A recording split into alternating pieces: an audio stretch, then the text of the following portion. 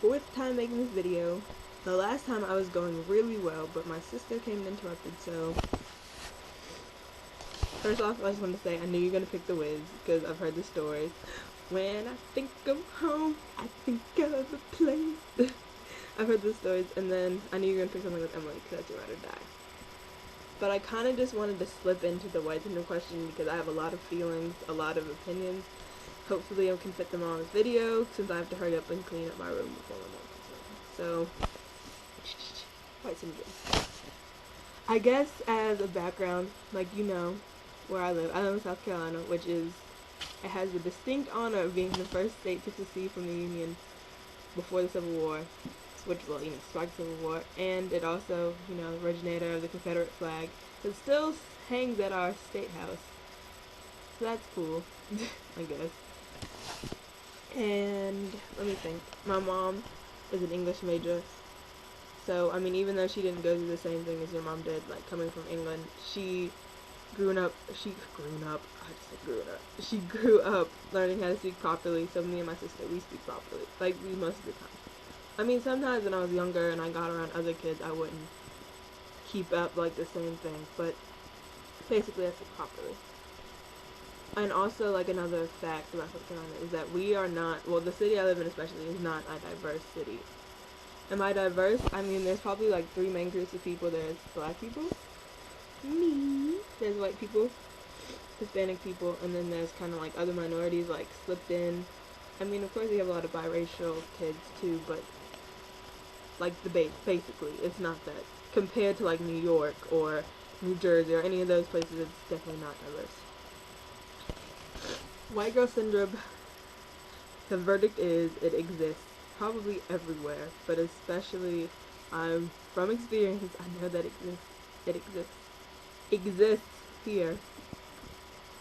I think part of it has to do with, I don't know what it has to do with, because the way I am, like my personality, I'm definitely not, blasting gangster rap all the time. I mean, I like rap music, but I don't blast it. And like the way I dress and the way I act or the way I talk, like doesn't fit in the stereotypical black category, and that's not, I mean, I don't think that's bad. I don't think people who do fit in that category are bad, as long as you're not, I don't know, as long as you're educated and you're not doing it purposely. Sorry, distraction. Well, in third grade, this is kind of where I noticed it. In third grade, that's when you get identified for gifted and talented. And gifted and talented just means that, you're on an accelerated path in school. Not that everybody else isn't smart, but it's just like, oh, you're smart, you need to take these faster classes. And as you know, I kind of kept up with that through the past years, and for the last 2 years for high school, I go to this school, which is a school for like achieving students to like further their careers, get college credit, all that kind of stuff. I mean, it's one of the many schools, because my county, like School County, is actually really, really, really great about like trying to fit everybody's needs. We have like 4 different academies for people, so I just go to one of them. So, but anyway, so the smart being synonymous with white, that's basically what I was getting at. I don't understand why that's so. I mean, I guess I do, like historically, the white people were the ones who were educated because they had the means to, they had the ability to, but nowadays I don't see why that's not. Getting an education, I don't understand why it has a color. But to me, I have heard definitely a lot of stuff, like it makes me feel insecure to say no, but I've definitely been ashamed of like getting recognized for, getting good grades or getting on this or getting that, because in front of other people, because I didn't like what they had to say about it, which should definitely not happen. I don't understand why people didn't feel the need to like bring down my achievements because I'm trying to be white, but I mean that's how I felt. I didn't want it to be recognized. I didn't want anybody to know. I just wanted me to know, my parents to know, the colleges I want to go to know, and that was it. And I'm still kind of like that, not just because of the whole racial thing, just because I don't like being put out on the spotlight like that. But so there's that. So there's my education. Then there's also the way that I act. If you can't tell from these videos, or like, you know me. I'm not the typical like, yeah, what's up? Like, I'm not the stereotypical black person, and not saying that anybody actually is all of those things. It's just that I'm not, and that's definitely gotten me some like, oh, so are you? Oh, you're white. You only hang out with white girls. You only hang out with this. Oh, you only like this. I also have black friends. Not that it should matter. I don't understand why that's a big deal anyway. Cause I understand if I had an attitude or if I, like, tried to pretend that I was white, but I think that's where the distinction is lost. There's a difference between just being yourself and trying to be something you're not. I'm proud of being black. I'm proud of everything that I am, and I don't see why that should be a determinant in who I'm hanging out with or who I'm friends with or what kind of music I listen to or what kind of movies I like or anything like that, what kind of clothes I wear. And the people who are my friends, like, they get that. They understand that. I mean, of course, there's some times where it's a little bit like weird, like we might get miscommunication over that, because I mean we are different, but I don't see why it's such a huge deal. I don't see why people think that being somebody different from the norm is perpetrating. I don't get it. Like Justin, my cousin, and your brother.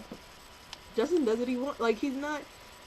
If you saw him, and you do see him, but I'm kind of talking to whoever, you'd be like, okay, little black boy, his dreads, he likes to skate. Like, that's all you would see. I don't see why that has to do with anything, because there's so many, and especially on Tumblr. See, I'm about to give Tumblr some props here, but like I told you, like, South Carolina, compared to like the DMV area or any upstate area, some of the stuff that I see on here, like the clothes and the outfits, which are amazing, which are awesome, people don't wear that down here because they say, oh, he's white, he's gay for having pants like that or shirts like that, which is stupid. It's very stupid. But I live the place where I live, at least 50% of the people are still rocking like big tees and low slung jeans. Like, that's like, it's awesome. I don't know, like, it's 2005. So I mean, it's different. I want to say that things will change because, and things have changed, definitely. Things have definitely changed, but I don't know how much more people can alter their thinking if all they want to see is things racially by color. Like, our world today has so many different people in it, so many different combinations of people, which I think is awesome. Like, so many different nationalities coming together that it's going to be harder and harder to call somebody white, because who is really going to be fully anything anymore? That's my worldview.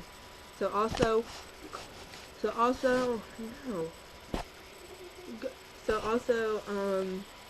I need a question to give to you.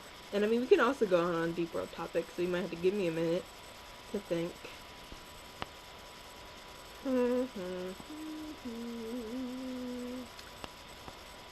I'm thinking I'm gonna ramble.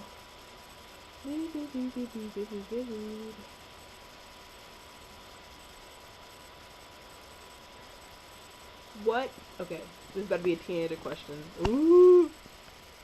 Teenagers today. I mean, you're 3 years older than me, but we're still in the same, like, age range. So teenager today, why do you think that, like, people today act so much more, how do I put it? Why do you think kids today do everything so early?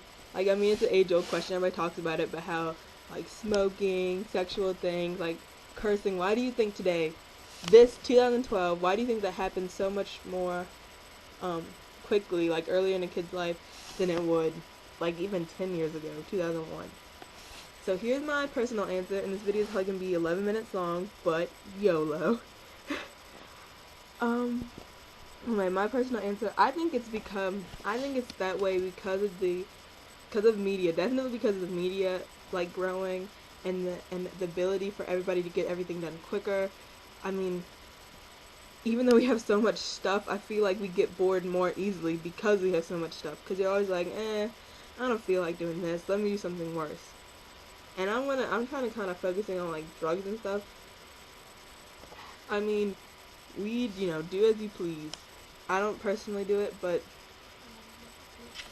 I know I don't personally do it, but you know, other people do. So that's whatever. But I actually understand what my mom is talking about when she says that like it can be a gateway drug, because some kids can just do that, be good, hit up a bomb, whatever, life is good. But some people, like, starting at such a young age, starting at, you know, 12, smoking weed is not going to be enough for them. By the time they reach 15, 16, 17, 18, they're going to be trying harder stuff like cocaine and heroin for no reason besides just being bored. Same thing with sex, same thing with just starting out with some little stuff, then expanding and expanding until, you know, by the time you're 16, you've hit about 30 guys. Like, stuff like that, I don't understand why we become so fast. But I think it's because we're bored. That sounds really like an excuse, but because we're bored, because we think that we need to grow up this fast and we need to do all of this now, we get bored and it becomes worse and worse until it almost becomes a problem. So, answer your question. This video is probably like 11 minutes and 30 seconds. I love you, and